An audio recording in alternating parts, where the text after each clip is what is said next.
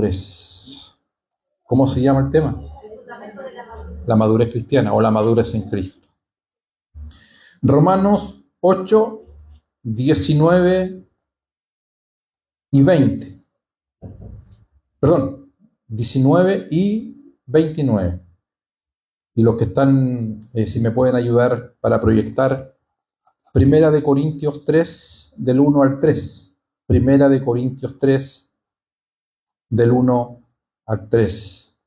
También anote la siguiente, Segunda de Corintios 3, 18. Segunda de Corintios 3, 18. Anote también Gálatas 3, 26 y 27. Registre también Gálatas 4, 6 y 19. Anote Efesios capítulo 1, versos 5, 18 y 19. Anote Efesios 3, 18 y 19. Anote Efesios 4, 13. Filipenses 3, 12 al 14. Colosenses 1, 28.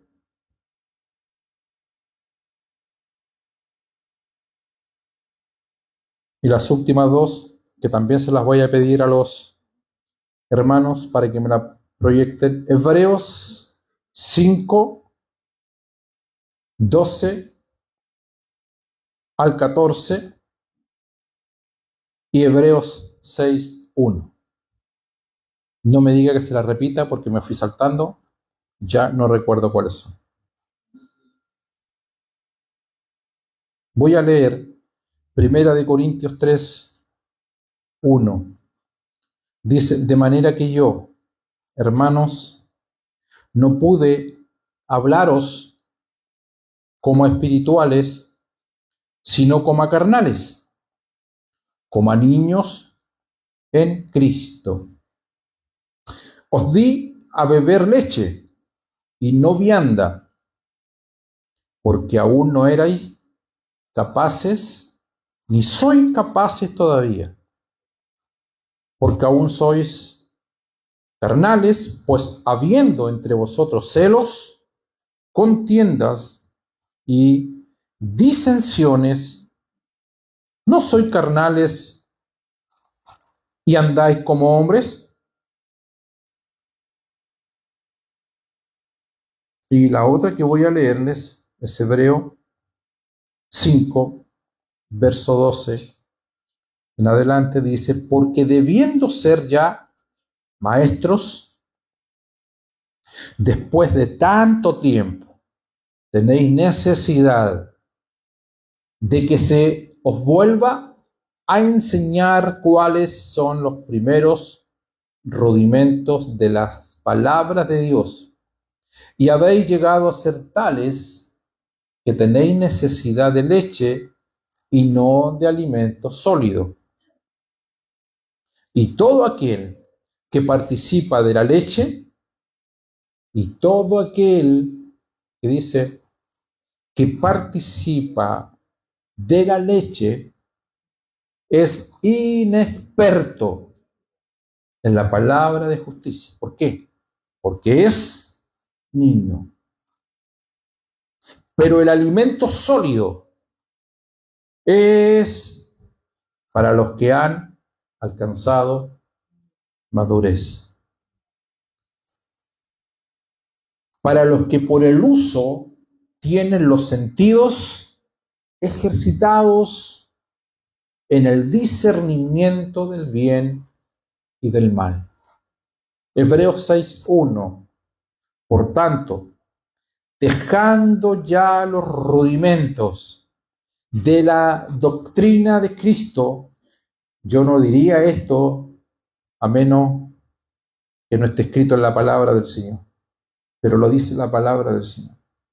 Por tanto, dejando ya los rudimentos de la doctrina de Cristo, vamos adelante a la perfección, no echando otra vez el fundamento del arrepentimiento de obras muertas, de la fe en Dios.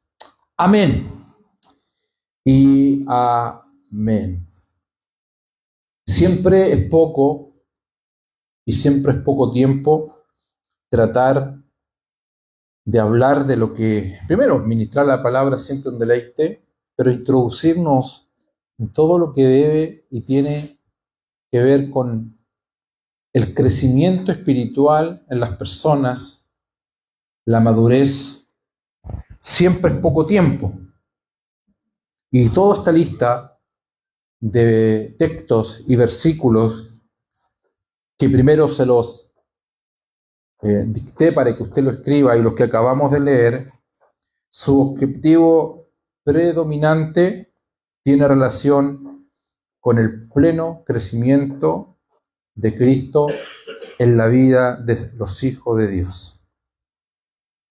Pablo en Filipenses 3:12 dice, a ver si logro así aquello para lo cual fui también asido por Cristo Jesús. Cuando Pablo hace este relato, uno discierne en el espíritu que aquí hay un objetivo delante de Pablo.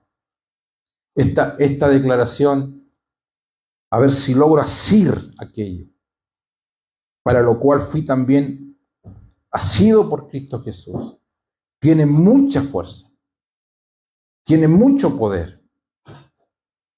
Es decir, Pablo en este texto hace saber que hay algo como experiencia vivida que es más poderosa y más fuerte que el solo hecho de haber alcanzado la salvación. Que el convertirse es el primer paso o el primer peldaño de un largo proceso que él iba a comenzar a vivir. Al parecer, y sí lo sabemos porque la Escritura sí nos respalda más adelante, pareciese que Pablo está asociando el asir a Cristo a una meta, a un premio, a un logro que no es personal, a un logro que tiene que ver con el Señor. Y por eso que en los textos que usted acaba de anotar, y yo en mi caso leer, siempre hay puntos que pudiesen ser sinónimos cuando habla de llegar a la plenitud, llegar al crecimiento pleno, cuando habla de la medida de Cristo, cuando habla de perfección, cuando habla de ser perfecto, que son casi sinónimos todas estas palabras. Y no es que la Biblia no nos hable a nosotros de evangelización. No es que la Biblia no nos enseñe a ser discípulos y a ser discípulos. No es que la Biblia o Dios no esté interesado en las almas que se están perdiendo. De hecho, es la naturaleza misma del Evangelio. Pero hay una base, hay un fundamento en la madurez. Y ese fundamento es que Cristo se ha formado en cada uno de nosotros. Hasta que Cristo sea formado en cada uno de nosotros. Amén. ¿Quién da el crecimiento? Dios. O sea, no vale el concepto multiplicación si no lo purificamos y resumimos o definimos esta tarde, multiplicarnos ¿de qué?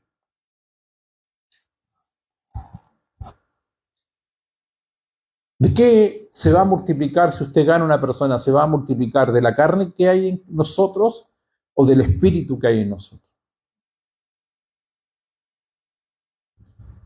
Habría que ver eso. Por eso que la madurez y todos estos textos, y hay muchísimos más, que apuntan al crecimiento, que apuntan a la perfección, que apuntan a la plenitud, que apuntan a que Cristo sea formado en nosotros, tiene mucha relación.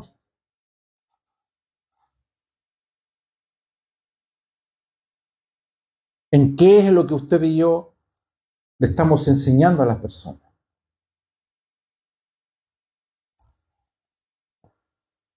Enseñando a todo hombre, dice Pablo en Colosenses, y en toda sabiduría, a fin de presentar perfecto. Perfecto significa en pleno desarrollo o algo que está completo. En Cristo Jesús a todo hombre. Vale decir, la forma en que presentamos a Cristo es en plenitud. De manera, hermanos, que yo, dice Pablo en Corintios 3, no pude hablaros como a espirituales, sino como a carnales, como a niños en Cristo.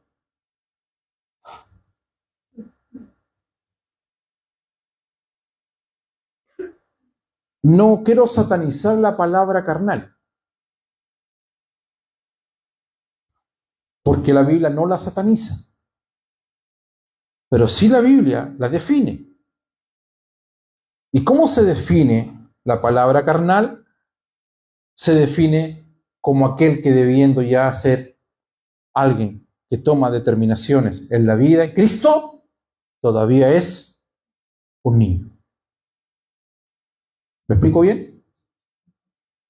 Que cuando tú llevas tiempo en la iglesia del Señor, todavía hay que hablarte como un niño, pudiendo en el Señor estar para las grandes ligas, multiplicando en la madurez en Cristo, ¿no? Multiplicándote en Cristo, en madurez en diferentes lugares.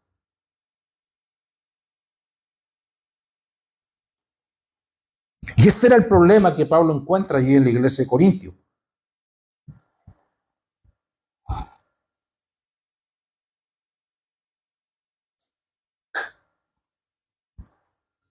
Que se encuentra de regreso con una iglesia que debía estar en pleno crecimiento, en plena madurez, pues no lo estaba. Porque Pablo dice, yo no debería a ustedes hablarle como a niños, como a carnales, sino debería hablarle como personas ya maduras, como adultos en la fe. Quiero señalar que no hay nada de malo ser niño. No es malo ser niño. Lo malo es cuando hay que hablarte como niño, cuando no eres un niño. ¿Amén? ¿Están acá o no? ¿Están asustados o no? Alguien estará pensando, estoy esperando el remate, pastor, ¿hacia dónde va?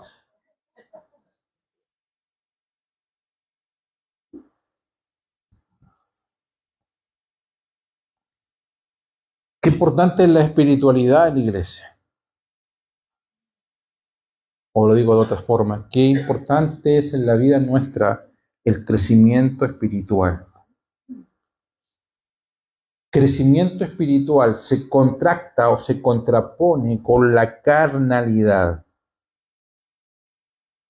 Por eso que Pablo hace definiciones, el hombre carnal y el hombre espiritual. No está hablando del hombre natural. Al hombre natural lo deja fuera, porque el hombre natural no conoce a Cristo. El hombre natural está en Adán. El hombre natural pertenece o está en un estado de una muerte espiritual. Está en delitos y pecados. No conoce al Señor. El hombre carnal sí conoce al Señor.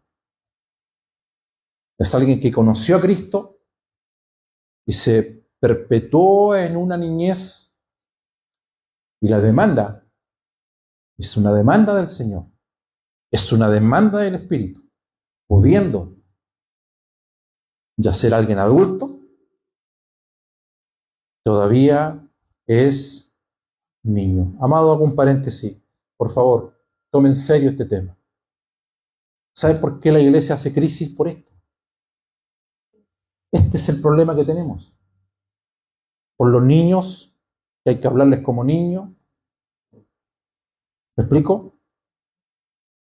Por la gente que lleva años, y no lo digo por nosotros, nos incluimos, general. Por la gente que debería tener el potencial de ganar personas para Cristo, pero son niños. El niño siempre es dependiente, siempre es dependiente. No toma determinaciones, está obstruido mentalmente, bloqueado mentalmente. O sea, cuando un niño es niño, y tú le dices al niño, yo voy a venir a buscarte al colegio, y tú no te vayas con nadie más. Y tú tardaste media hora y llegas y el niño está allí, no se te esperó. Eso está muy bueno eso. Está muy bueno. Pero tú no lo haces cuando tienes 15 años. Hijo, te voy a venir a buscar. Ah, mi mamá cree que soy cabro chico. ¿Correcto?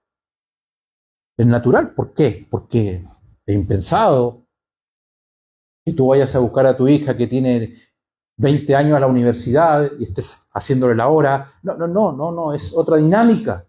La gente adulta en la fe actúa en otra dinámica. Toma decisiones en fe. No caen en estas cosas que cayó, voy a llegar al tema, o avanzar más, en estas cosas que caen las iglesias, mayormente la iglesia que visitó Pablo en Corintio. Entonces Pablo llama a unos que son emocionales, los llama niños, que son personas que piensan con el corazón, no piensan con la mente renovada de Cristo, toman decisiones equivocadas, y sobre la decisión equivocada que tomó vuelven a tomar otra decisión equivocada. Pero hay otros, dice la Biblia, que son guiados, regidos por el Espíritu Santo, que son aquellos que han alcanzado madurez. Tanto el hombre espiritual como el hombre carnal tienen capacidades distintas. El hombre espiritual comprende, porque ha desarrollado una mente espiritual, que todas sus capacidades están en el espíritu. Amén. Las riquezas de Cristo están en nuestro espíritu. El hombre carnal cree, porque no ha crecido a la perfección, él mira que todas sus capacidades y todo su análisis está en el corazón. Por eso se siente. Hay 6 señales de la carnalidad. Y lo vamos a ver. Hasta donde alcancemos esta tarde. ¿Les parece? Que alguien me diga amén, por favor. La primera señal de carnalidad. Cuando hay una inclinación a la sabiduría natural.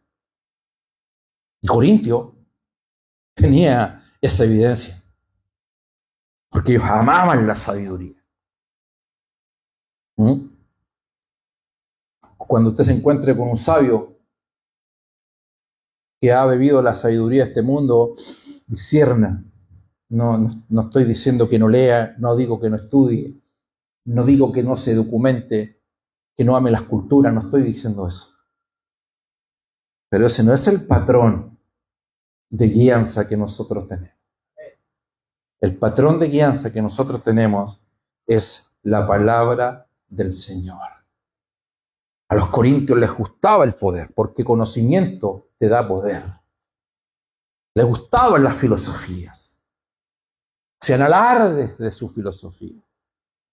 A veces tú te ves gente en las congregaciones que hacen alarde de su sabiduría, de su conocimiento. Aman la sabiduría de este mundo. Y siempre conocimiento te va a dar ventajas por sobre otros. Pero el conocimiento humano, amados, no es nuestra real posición. Aunque sea ventajosa en el mundo, nuestra verdadera sabiduría es celestial. Sí, Señor. Amén. Una semilla que venga del cielo. Una palabra que venga del cielo. En un momento difícil a tu vida. Puede cambiar todo tu existencia, hermano. Y que ningún libro, ningún estudio, ningún nivel de universidad, ningún médico, ningún psiquiatra, nadie pudo liberar esa sabiduría en un momento trágico que tú estabas viviendo en tu matrimonio, en una enfermedad, con tus hijos, en tu economía. Una palabra que venga, y voy a usar del mundo exterior, del trono de la gracia de Dios, en un momento sobrenatural súbito a tu vida, puede cambiar completamente tu existencia. Y yo sé que esta noche o esta tarde hay gente que una palabra de Dios cambió su existencia.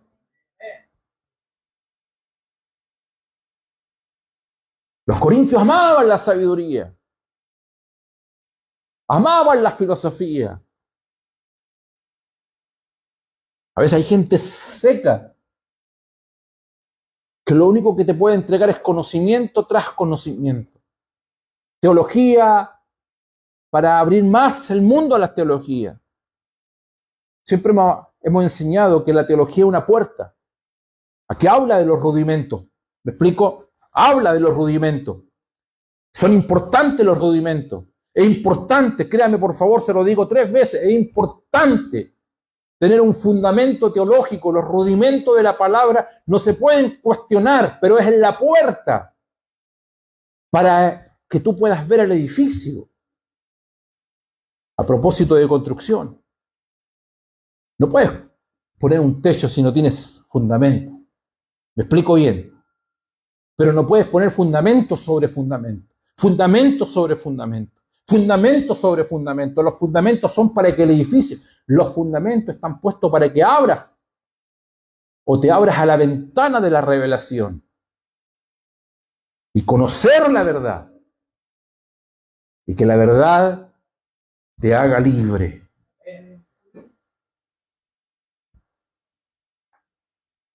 Nosotros no hemos recibido el espíritu del mundo, 1 Corintios 2:12, sino el espíritu que proviene de Dios, para que sepamos lo que Dios nos ha concedido.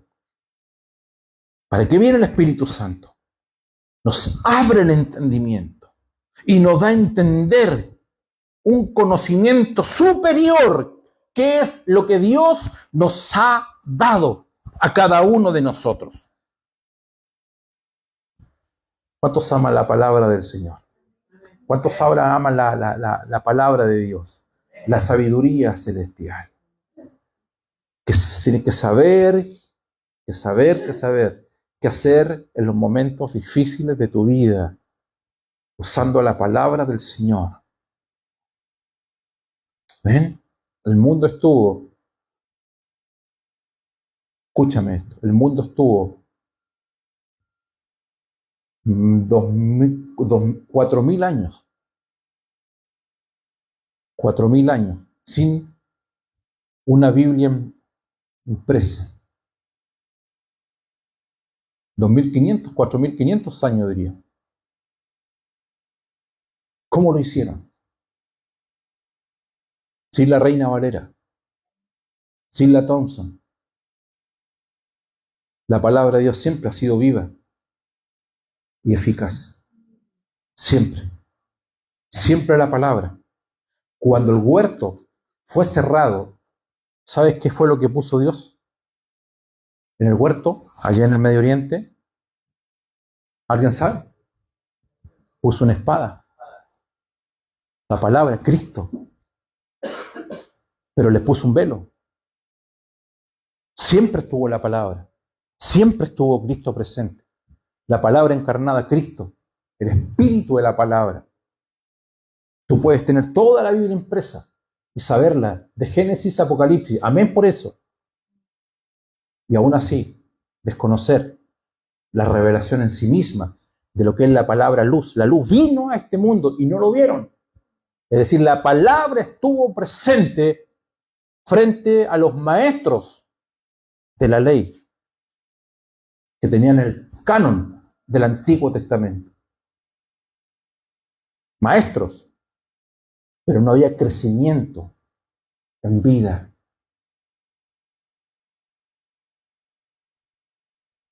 Lo segundo, señal de una carnalidad. Cuando hay preferencias por motivos naturales. Lo vio Pablo en Corintios también. Cuando la gente comienza a tener preferencias hacia cierto tipo de persona. Si entramos en carnalidades, yo soy de Pablo, yo soy de Apolo.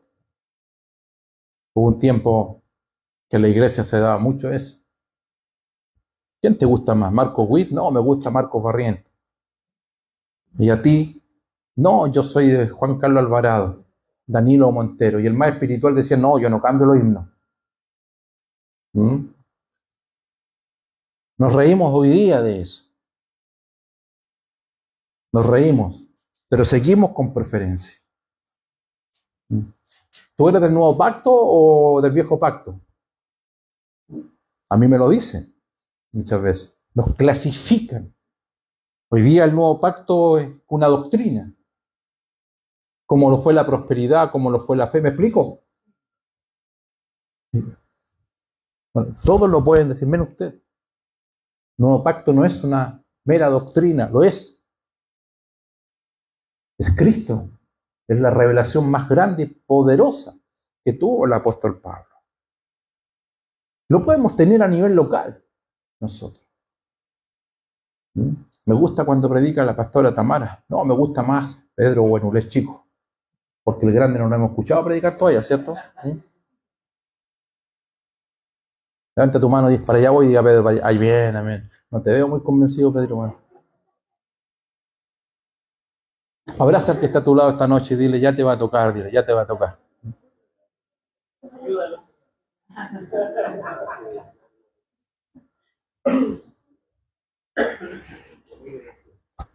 Era un desastre cuando Pablo llegaba y se encontraba con escuelas doctrinales.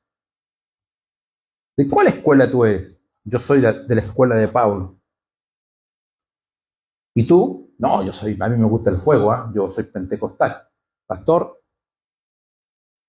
a mí nadie me quita lo pentecostal. Fuego, Apolo. Y al día otros que eran de la escuela de Pedro, más impulsivos, yo soy de Pedro, y otro dice, yo soy. Y el más espiritual decía, yo soy de Cristo. Y ese era el más carnal. Muchas veces. ¿Qué trato de decir? Que la carnalidad nos expone en cosas básicas, en cómo están las inclinaciones. O si no, dése cuenta cómo estaba la política y cómo está la política hoy día en nuestras iglesias.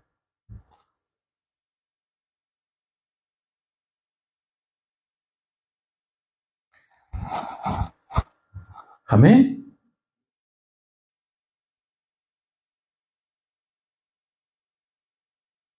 Pablo dice, oye, entre ustedes hay celos.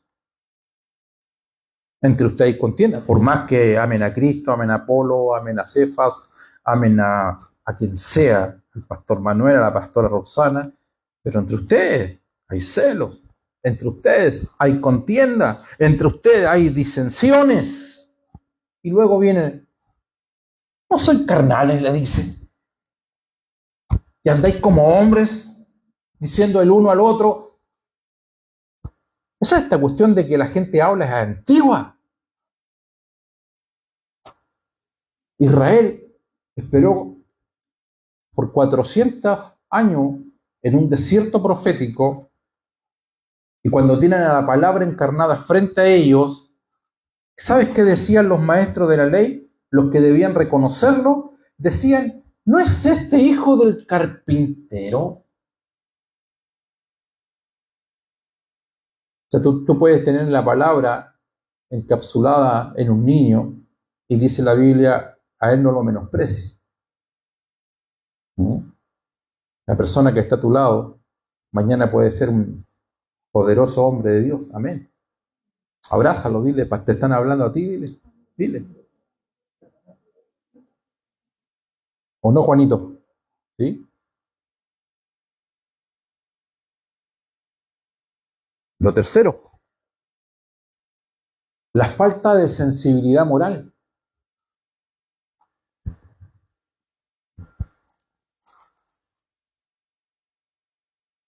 Una de las características o de la evidencia de la carnalidad es cuando comenzamos la espiritualidad nuestra, la comenzamos a poner al nivel de la escala moral que está en el mundo. Perdemos sensibilidad, es decir, a lo que ayer le llamábamos malo, hoy día ya no es tan malo. ¿Ha escuchado o no?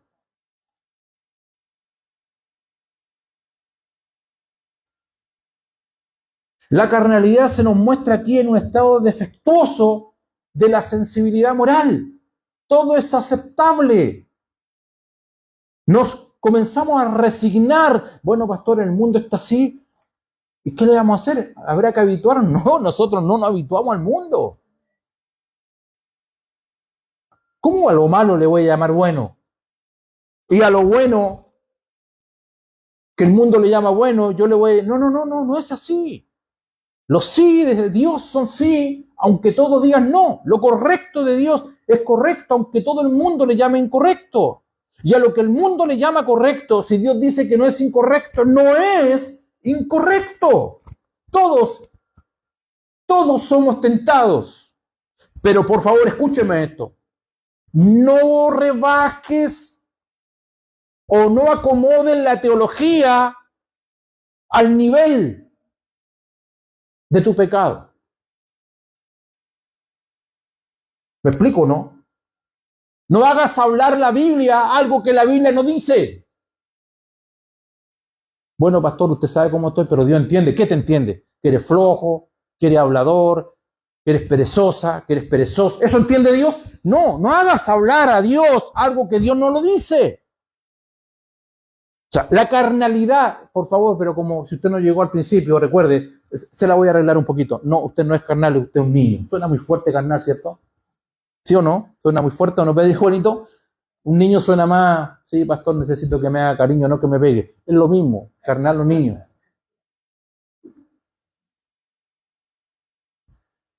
Pero me golpeo yo también, por favor. Entonces, todo lo acomodamos, la evidencia de carnalidad es cuando rebajamos o salimos de los pensamientos de Dios, de la órbita de Dios, y ya no comenzamos a trabajar en el espíritu, sino comenzamos a trabajar en el alma. Y la carnalidad no necesariamente se define como cosas malas, simplemente nos traen satisfacciones humanas. Pero vas a llegar a vieja, si es que ya no lo eres. Vas a llegar a viejo, si es que ya no lo eres. Y los años pasan. Te lo digo yo que voy a cumplir 60. Y todo lo que pudiste haber hecho cuando tenías 40, olvídate. Yo corto 2 trozos de leña y me canso. A mí me disipula el Pedro cuando no eres papá. ¿Me están escuchando o no? Y tus hijos crecen. No sea que Dios te llamó. Ya hay cosas buenas que nos comienzan a distraer. ¿Cuál es la evidencia de la carnalidad cuando me trae un provecho propio personal? Escúchame. Y por muy provechoso personal que sea, la pregunta es esta. Y me la recordó una persona hace un par de semanas, no acá, de otra congregación, de otro lugar. Y me dijo, pastor, me marcó esa palabra que usted me dio. Y es esta. si Cristo no ha ganado en esa decisión que tú has tomado, aunque ganes, pierdes. He sido asido por Cristo. Cristo es mi ganancia. Si Cristo gana, todos ganamos. Si yo gané y Cristo pierde, tú has perdido. Aunque parezca ganancia, es una evidencia. ¿Sabes cuánta gente ha ganado, pero que está perdiendo? Han ganado ellas, han ganado ellos, pero están perdiendo todos los días, porque el suministro de oxígeno cada día se les va agotando. Yo no sé, voy a colocar un paréntesis, yo no sé si alguien de acá ha visto fallecer a alguien. Tú, sí, yo he visto fallecer a alguien. No son muchas, pero trabajé en un hospital, pero no estuve en un hospital, yo viví el fallecimiento de alguien cercano. Estaba allí en la UCI del hospital, donde está la máquina, y esa máquina, pip, pip, y la enfermera me iba diciendo, mira, cuando este reloj va marcando, va a llegar un momento en que va a marcarte en línea, y un momento, y quedó, y aunque la persona cerebralmente haya fallecido ya antes, se necesitaba llegar. Tú no te das cuenta cómo la gota de suero comienza paulatinamente a menguar, a disminuir, a disminuir, a disminuir. Amado, nadie se va de la iglesia de un día para otro. O lo cambio, nadie se descarrea de un día para otro. Nadie. Nadie. Pip, pip, pip, pip. Esa muerte no fue la muerte. Cuando una persona se divorcia, no fue en el momento del divorcio. Un divorcio mental, emocional, psicológico, antes. Cuando alguien se descarrea, yo me voy de esta iglesia y no piso ninguna iglesia, no empezó allí. Me explico, hay evidencia de motivaciones carnales. No, por favor, por eso digo, no satanice la carnalidad, porque la vamos a ver mal. ¿Qué sentido? Carnalidad no es adulterio, carnalidad no es fornicación. Sí lo es. Pero no vemos las cosas buenas como carnales. Sí. Si Cristo no está presente, somos niños que quieren, tú le dices a un niño, ¿qué quieres? Está estudiando. ¿Qué prefieres? En mayo, ¿quieres un helado ahora o una bicicleta a fin de año? ¿Qué diría usted? No, el niño va a decir quiero el helado hoy día y la bicicleta igual a fin de año. ¿No pierde? La gente que son niños espirituales son así, no ordenan sus ideas, no entienden lo que ocurre en el mundo.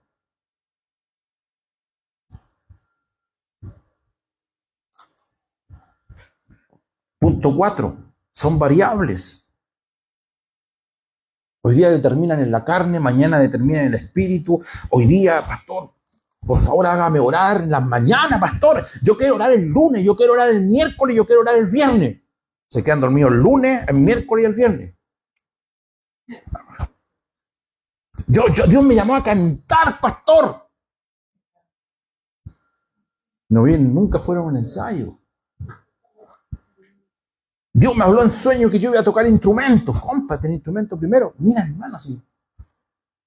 Hay manifestaciones explosivas en la carne. El que siembra para su carne, de la carne segará corrupción. Mas el que siembra para el espíritu, del espíritu segará vida eterna. Gálatas 6, 8. Y todo lo que el hombre sembrare, eso también segará. Aleluya. Solo que la carne te da manifestación inmediata. Por eso nos gusta el sabor de la carne. Hay dividendos inmediatos. Pero cuando siembras al espíritu, mañana vas a cosechar vida eterna, la vida zoe de Dios, la expresión y la manifestación de Cristo en cada uno de nosotros. Qué linda la gente espiritual. ¿Cuánta gente del Espíritu hay esta noche en este lugar? Aleluya. ¿Cuántos niños espirituales hay esta noche en este lugar?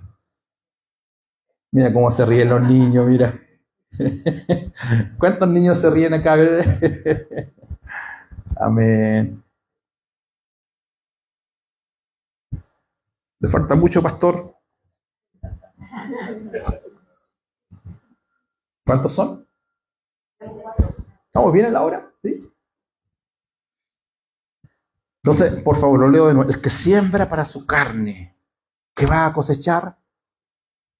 Corrupción. No hay nada bueno en la carne, por favor. Grábese eso.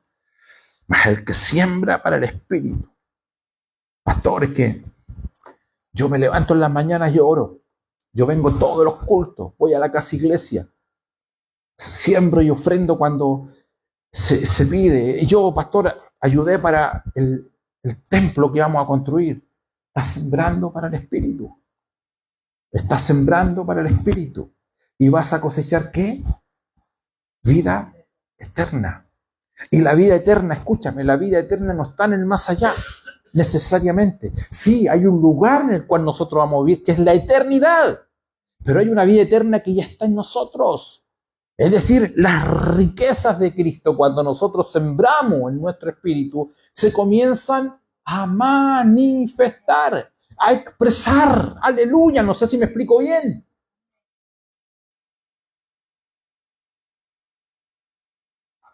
Lo quinto, otra expresión de la carnalidad, el no discernir el cuerpo de Cristo.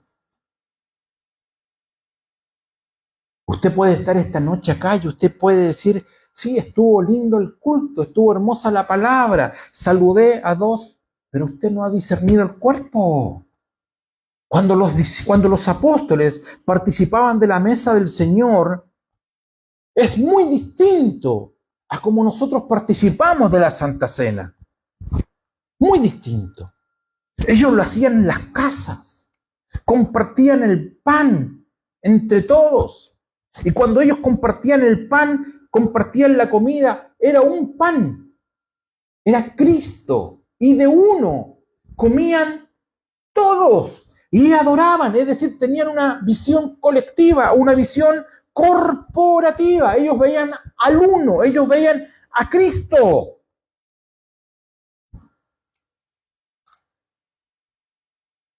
El que no veía eso, dice Corintios, Pablo, le ocurrían cosas tremendas.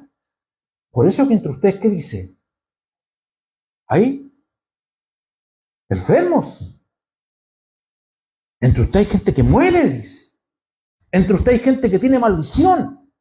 Porque usan el culto, el compartir el pan para cosas personales. Es decir, comen ellos. ¿Me están escuchando? Comen ellos. No sé si me explico bien. No es satisfacerte solamente tú. Todo lo que ellos hacían era una visión colectiva, por lo tanto, lo hacían para todos. Cuando tú llegas a este lugar, créeme, todos nos gozamos. No sé si usted lo sabía.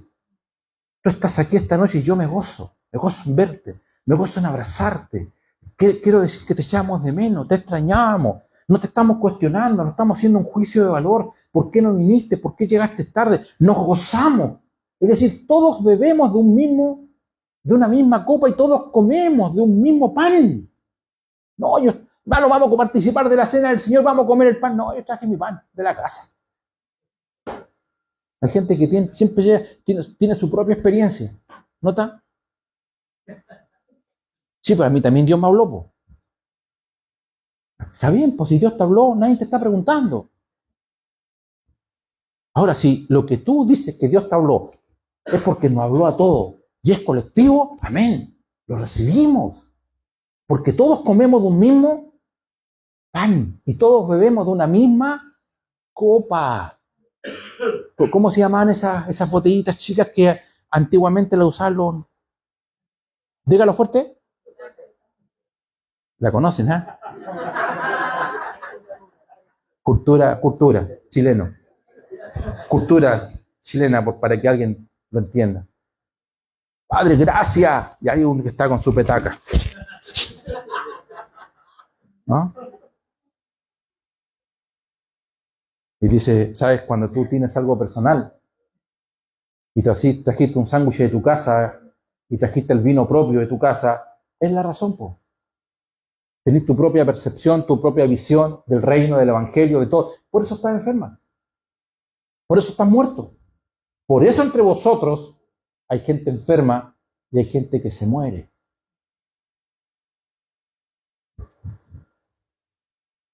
Número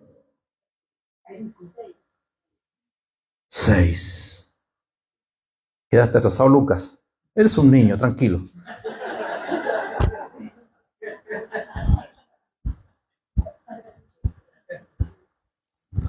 La voy a repetir para que Lucas y todos los que están atrasados, porque Lucas habló por todo, ¿ah? Número 1, ¿cuál era? Inclinación a la sabiduría natural. Número 2, preferencia por motivos naturales. Número 3, falta de sensibilidad moral. Número 4, un espíritu variable. Número 5, no discernir el cuerpo. Número 6. El último, cuando hay codicia de los dones espirituales para fines personales. Codicia de los dones espirituales para fines personales.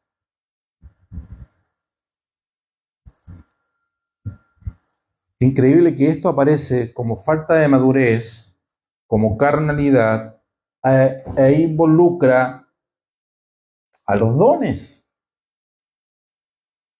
Ese problema lo tenía la iglesia de Corintio. Todos lo tomaban como algo personal. El don de Cristo lo hicieron un negocio propio, de una manera separada, de una manera individual. Es decir, hacían de su experiencia personal y la llevaban a la congregación.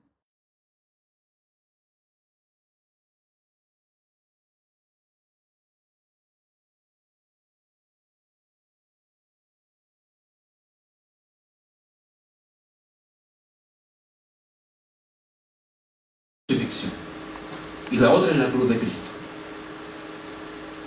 La crucifixión es un hecho que el mundo religioso lo va a celebrar la próxima semana, que es un hecho histórico donde Cristo murió en la cruz. Esa es la crucifixión. Pero la cruz no tiene que ver con la crucifixión. Cristo murió antes de la fundación del mundo. La cruz es algo que nosotros la vivimos todos los días. Todos los días la vivimos. Tú te levantas por la mañana y lo primero que tienes que tener en mente es la cruz. Morir a tus deseos, morir a tus pasiones, morir a un desorden interior que podamos tener. Eso es todos los días. Pablo dice, me propuse en el Señor, me propuse no saber entre vosotros cosa alguna de lo que estábamos hablando anteriormente, sino a Jesucristo y a este crucificado. Eso es, Andrea, decisión. Patricio, decisión, me propuse. Es una determinación propia, personal en Cristo, no saber, es decir, no entrar en los negocios que él mismo llama los negocios, enredarnos emocionalmente en situaciones, sino que solo establecer un fundamento: Jesucristo y a este crucificado. Y en Corintios 2:2, versículo 3, dice, y estuve entre vosotros. Mira lo que dice Pablo. Yo estuve entre vosotros y estuve con debilidad, estuve con mucho temor y con temblor. Pregunto, ¿cómo la gente conoció a Pablo? Ahí están las características. Pablo no entró con grandeza. Pablo no entró con sabiduría humana. Pablo dice, yo cuando estuve con vosotros, cuando estuve entre ustedes, ¿ustedes qué vieron en mí? Vieron debilidad, yo tenía mucho temor, estaba temblando. ¿Qué significa eso? Significa que nunca mostró ni expresó una dimensión humana de confianza en sí mismo porque no la tenía. El fundamento nuestro de la madurez es Cristo, Jesucristo y a este crucificado, y allí empieza nuestra vida cristiana. Nada de confianza. Cuando uno dice yo confío en mí, yo confío en ti, eso significa estamos confiando en la carne. Y la carne es posible que se demore mucho en mostrarte solamente las cosas buenas hasta que llegan las pasiones desordenadas. Lo primero es la cruz. Lo segundo, en la vida del Espíritu es el amor. Y Pablo dice, si yo hablo lengua humana, es decir, voces terrestres, o hablo lenguas celestiales, ¿te das cuenta que está hablando de dones? Y no tengo amor. Ya sabe lo que viene, ¿cierto?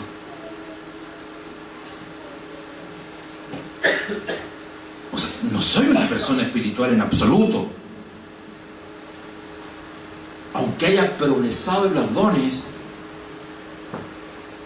aunque predique como los dioses, o cante como los dioses, o ore como los dioses, si el fundamento del amor no está vivo, soy como un tarro que tú lo tiras por una escalera y hace solamente ruido. Vengo a ser como un metal que resuena, címbalo, que retiene. Y esa es la mayor evidencia de la falta de espiritualidad. Nada soy. Recuerde, la cruz y el amor. Amados, termino diciendo, la esencia, la naturaleza de la vida del Espíritu no es lo que hacemos. Podemos hacer muchas cosas, sino es lo que tenemos en nuestro interior. Es lo que somos en Cristo. Aleluya. Oremos al Señor. Gracias, Padre. Gracias, Señor. Gracias. Creo que las palabras escritas por el apóstol Pablo, Señor, nos retumban a todos. A todos. Predicamos por tanto tiempo que vamos camino a la perfección. Predicamos por tanto tiempo hasta que Cristo sea formado en cada uno de nosotros. Predicamos por muchísimo tiempo los dolores de parto. Y podríamos enumerar todos los versículos bíblicos que acabamos de leer, Señor, hace unos minutos atrás.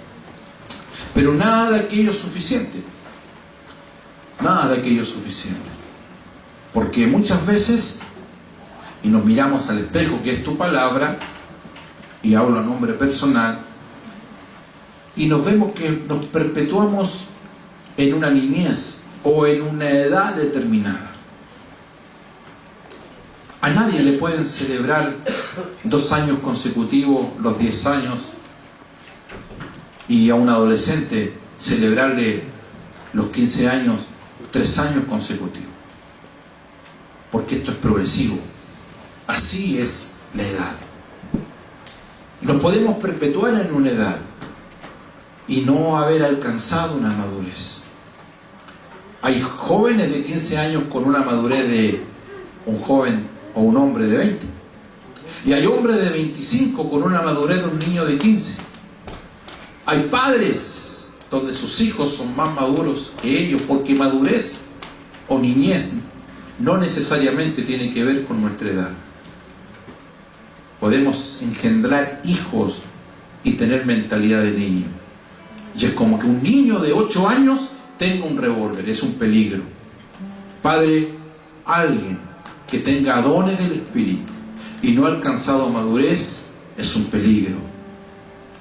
Padre, te damos gracias por esta palabra esta noche, pero también te pedimos perdón, porque hay gracia en cada uno de nosotros, dones, y todo don que nosotros tenemos proviene del cielo.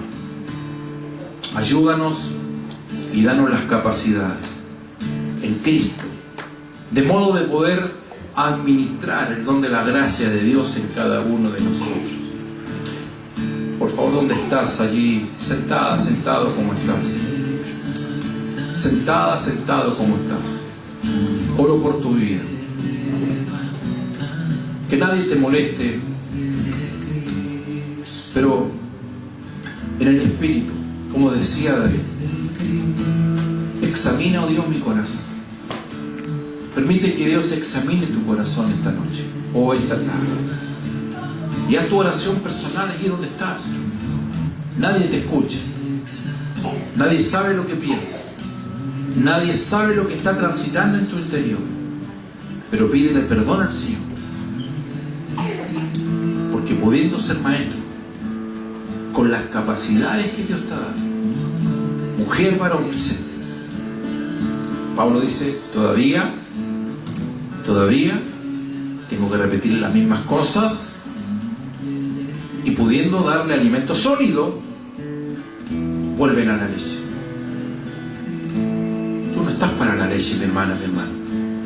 Tú estás para el alimento sólido. Tú no estás para los rudimentos. Tú estás para ser un perito dentro del edificio, un perito dentro de la edificación, un perito dentro de la construcción. Ya estamos especializados en áreas, en dones, operación de dones, según la palabra del Señor. Allí deberías estar tú. Familia con propósito de Valdivia. Este es un llamado al crecimiento y a la madurez. Aleluya. Ahora en ese espíritu, por favor, ponte en pie. Quiero que levantes tus brazos y adores al Señor con toda tu alma, con toda tu mente, con toda tu fuerza.